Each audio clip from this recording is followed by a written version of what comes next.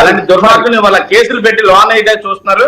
ఇతను పరారీలో ఉన్నాడు. అలాంటి వ్యక్తిని ఎమ్మెల్సీగా 2 జిల్లాల ఎమ్మెల్సీగా అనౌన్స్ చేసి ఎమ్మెల్సీగా గెలిపించడానికి వైఎస్ఆర్సీపీ శ్రేణులు వైఎస్ఆర్సీపీ కార్యకర్తలు ఎదురు రావడం జరిగింది. ఎంత దారుణం, ఎంత దుర్మార్గం, ఎలాంటి వ్యక్తులు ఈ వైఎస్ఆర్సీపీ పార్టీలు ఉన్నారనేది మీరు దీన్ని బట్టి గ్రహించవచ్చు సార్.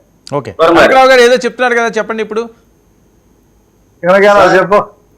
ఇందాక మీరు పవన్ కళ్యాణ్ గారి గురించి చెప్పారు. పవన్ కళ్యాణ్ గారు ఒక మంచి సినిమా యాక్టర్, ఒక క్రేజ్ ఉన్నటువంటి సినిమా హీరో, అంతవరకు దాన్ని మనం కాదనలేమండి. అదే క్రమంలో పొలిటికల్ యాంగిల్లోకి వచ్చేకి ఇంకోటి సహాయం తీసుకోవటం, ఇంకోటితో కలిసి తప్ప అతనికి ఎక్కడ కూడా పొలిటికల్ ఐడెంటిఫికేషన్ లేదు అనే దానికి ఉదాహరణ ఏంటంటే, గ్రేటర్ హైదరాబాద్ లో ప్రచారం చేశారండి, ఒక్క సీటు రాలా ఒకటి. మరి ఆ తర్వాత ఇక్కడ ప్రచారం చేస్తే 21 వచ్చి 164 వచ్చినాయి కదా. మీరు 3 అంశాల మీద 2019లో సింగిల్ గా పోటీ చేశారండి, ఓడిపోయారండి, ఒక ఆయనే గెలలేకపోయారండి. మొన్న ఏంటంటే, మొన్న బీజేపీ జనతా వైసీ టీడీపీ కూటమితో ఉన్నాడు కాబట్టి ఆ మేరకు సీట్లు వచ్చినాయి, అంతే తప్ప పొలిటికల్ ఎలా వచ్చినాయి అన్నది ఈక్వేషన్ కాదండి. ఇప్పుడు కనకరావు గారు ఒక విషయం కనకరావు గారు మీరే మాట్లాడేది కానీ ఎలా వచ్చినాయి అన్నది కాదు కదా. 151 నుంచి 11 మీకు వచ్చినాయి అంటే జగన్మోహన్ రెడ్డి గారికి సరిగ్గా ప్రచారం చేయలేదా, ఆయన సరిగ్గా జనాల్లోకి వెళ్ళలేదా? జగన్మోహన్ రెడ్డి గారిని సార్ వాళ్ళు సింగిల్ గా పోటీ చేస్తే అవి కూడా రావండి. జనసేనకి ఎన్ని వచ్చిన సరే, ఇంకా అయిపోయింది కదా, ఇంకో సింగిల్ గా మళ్ళీ వస్తారేమో చూద్దాం ఎప్పుడైనా ఫ్యూచర్ లో. తీసుకొచ్చారు కదా, ఏ రోజైనా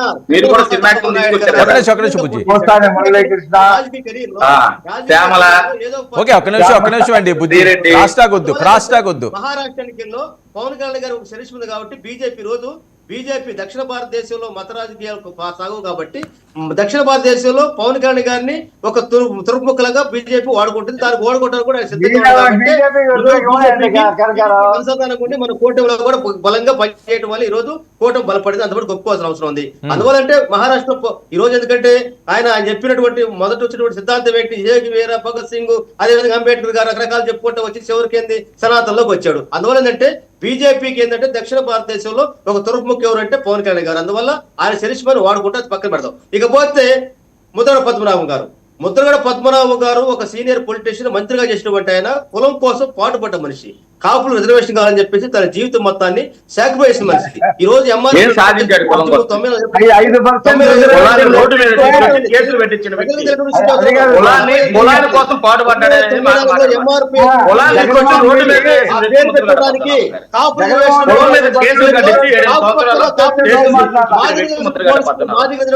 పోరాట సంస్థ చెప్పేటువంటి ఆ ఇన్స్పిరేషన్ మేము ఎంఆర్పీఎస్ ఉద్యమం ఆ రోజుల్లో స్టార్ట్ చేసాము.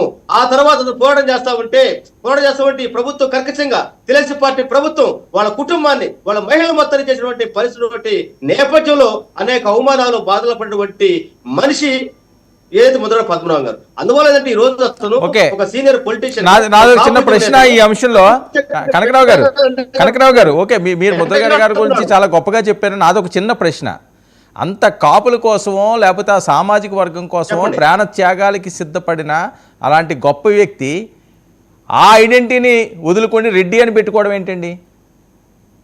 అదేముందండి, ఇప్పుడు ఎస్సీలో ఉన్నారని శాస్త్రి అండి, మా దగ్గర ఒక అతను శాస్త్రిని పెట్టున్నాడు, గురువు కోసం ప్రేమతో పెట్టున్నాడు, లేదు ఇంకో చోట సౌదరిని పెట్టుకుంటారు. పేర్లు ఏముందండి, అది వాళ్ళ ఇష్టం. అది అదేంటండి, మీరు చెప్పారు కదా ఆ సామాజిక వర్గం కోసం ప్రాణ త్యాగాలు చేయబడి సిద్ధం అన్నవాడు ఆ సామాజిక వర్గం కోసం కట్టుబడి ఉన్నవాడు అలా మార్చుకోవాలి.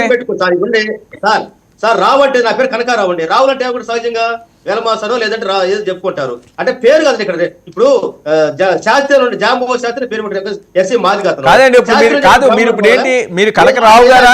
కాదండి, మీరు వినండి, మీరు కనకరావు గారేనా? మీ పేరు కనకరావు గారేనా? మాట్లాడతా ఒక్క నిమిషం. రావులు అంటే తెలంగాణలో వెలమాసు కాదండి, నేను అనేది కాదు, మీకు స్వచ్ఛందంగా అనుకోవడం వేరు. నేననేది మార్చుకుండి అఫీషియల్గా దాన్ని కులాన్నే మార్చుకున్నట్లుగా రెడ్డి అని మార్చుకోవడం కదా ఇక్కడ పాయింట్. మీరు మార్చుకున్నారా?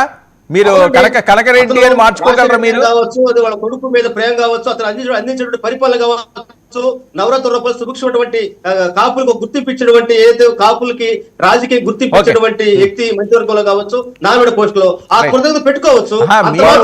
మీరు కాపు దానికోసం చేశారన్నారు కాబట్టి నేను పాయింట్ తెచ్చాను. ఒక ఆయన ఇష్టం, ఆయన ఏం పెట్టుకుని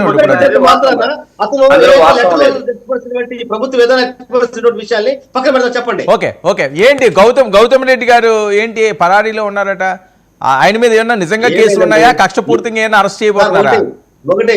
ఒకటండి, మేము ఈ ప్రభుత్వ విధానాల మీద ఎన్నికల మొత్తం కూడా ఏదైతే ఎమ్మెల్సీ ఎలక్షన్ల మొత్తాన్ని కూడా ప్రభుత్వం టీడీపీ ఎన్డీఏ కూటమి విద్యార్థుల్ని ఓట్లు చేరి దగ్గర నుంచి భయపెడుతున్న నేపథ్యంలో ఈ ఎన్నికలు సక్రమం జరగవు కాబట్టి మేము స్వచ్ఛందంగా మారుకున్నాం. గౌతమ్ రెడ్డి గారి గురించి కాదు. రెండోది, గౌతమ్ రెడ్డి గారు ఉంటే అతని మీద కాదండి, ఇప్పుడు కాదు వంగవీటి కాదండి కనకరావు గారు, వంగవీటి రంగా గారు ఆయన